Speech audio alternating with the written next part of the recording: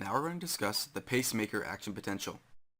The pacemaker action potential is unique and different from the myocyte action potential. Remember, the cardiomyocyte action potential occurs in all myocytes, including the bundle of His and Purkinje cells. The pacemaker action potential occurs in cells of the SA and AV node only. These are the cells that will determine the intrinsic rate of the heart. They are our natural pacemaker cells. The pacemaker action potential has only 3 phases, but they are numbered in a confusing way. There's phase 0, and then phase 1 and 2 are skipped, and there's phase 3 and phase 4. The best way to understand the action potential progression is to start with phase 4. Phase 4 is the unique and most special part about the pacemaker action potential, and it is defined by a positive slope, unlike the phase 4 of a cardiomyocyte action potential, which is flat and dominated by potassium channels. This phase is critical to the intrinsic ability of the heart to continuously depolarize without a stimulus. We can see that in phase 4 of the action potential that there's always this gradual depolarization. The cell is always gradually depolarizing without any stimulus, slowly creeping towards this threshold level. We can see that the pacemaker cell never has a resting potential. There is no resting potential. It is always gradually depolarizing, and this really is important because it gives the cell an intrinsic rate. The cell is never resting. It is always gradually depolarizing. It always will cause an action potential, then repolarize, then slowly depolarize again. It accounts for the automaticity of the SA and AV nodes. This is absolutely critical. This is how our heart beats automatically. This is a critical portion of the pacemaker action potential that ensures that our heart beats regularly. The channels open during this phase, during phase 4 of the action potential, are what are called eye-funny channels. Colloquially, they're called eye-funny channels because they're funny. We don't really know how they do this. They're much different than any other channel that we know about in the cell membrane, and they're different. And so that's why we call them the eye-funny colloquially. Scientifically, they're known as the hyperpolarization activated cyclic nucleotide gated channel. I know it's a mouthful there, but it's an important name to remember, and one when you break it down really explains the importance and the mechanism of how this channel works. So these HCN channels are responsible for the slow, gradual depolarization we've just been talking about. They're sometimes called the F-type for funny current.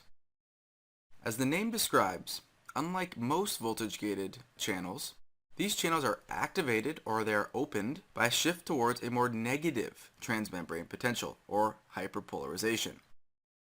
So as the action potential or as the transmembrane potential approaches a more negative value or hyperpolarizes, these hyperpolarized activated cyclic nucleotide gated channels actually open. They actually open and they allow sodium potassium to flow into the cell, causing a depolarization, this gradual depolarization, reapproaching threshold level. Another important feature of this name is that it tells us that this channel is sensitive to cyclic nucleotides, specifically cyclic AMP. So cyclic AMP plays an important role in the function of this channel, which ultimately determines our heart rate. So if we think about it, if this channel is more open or there's more of these channels open, phase 4 will have a more steep slope. If the phase 4 of the action potential is more steep, then we have our heart rate, we will have more tachycardia. If these channels are closed or there are less of these channels activated, the slope of phase 4 will be less steep or more gradual, causing bradycardia. So this phase 4, or the slope of phase 4, is ultimately a key determinant of our heart rate, and this is very much associated with the levels of cyclic AMP within the cell. Cyclic AMP binds to the HCN channel and causes it to open. So CMP activates or increases the activity of these HCN cells. Cyclic AMP is intimately linked with our parasympathetic and sympathetic nervous systems, which ultimately gives us a basic physiologic principle for how our parasympathetic and our sympathetic systems control our heart rate. For example, acetylcholine, the main actor in the parasympathetic nervous system, decreases the amount of available cyclic AMP, leading to a decrease in the opening of these HCN or eye funny channels, causing a decrease in slope of the phase 4, resulting in a slower heart rate. This is in contrary to the sympathetic nervous system, where epinephrine and norepinephrine are major players, and these actually will increase the amount of cyclic AMP, causing an increase in the activation of the HCN cells, resulting in a more quick depolarization of phase 4, resulting in tachycardia, or a higher heart rate. So this is a critical principle here, is that this channel is sensitive to stimuli from the parasympathetic and sympathetic nervous system through a cyclic AMP messenger. So once the eye funny, or the HCN channel, leads to the membrane potential reaching our threshold level here, which is about negative 40 millivolts, phase 0 of depolarization, or called the upstroke, similar to the cardiomyocyte action potential, is activated. Now, the key difference here in the action potential of the pacemaker is that instead of sodium being responsible for the upstroke, it's calcium. It's the L-type voltage-gated calcium channels that open and result in phase 0, or the upstroke of the pacemaker action potential.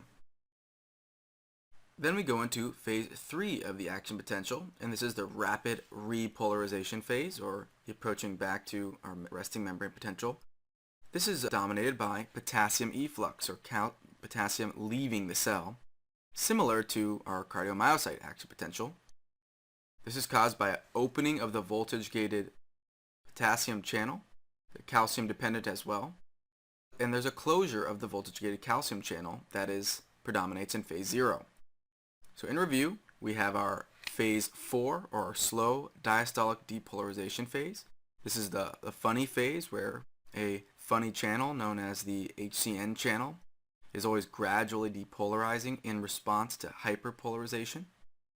This eventually reaches threshold, causing the beginning of phase 4, in which L-type voltage-gated calcium channels open and lead to calcium influx. And this is subsequently followed by phase 3, or rapid repolarization, where potassium leaves the cell, causing a repolarization, eventually hyperpolarizing the cell so as to activate the eye funny channels again, have them open, and cause a gradual depolarization that subsequently causes our heart to beat one more time. And this goes on throughout the day and is ultimately influenced by our parasympathetic and sympathetic nervous system.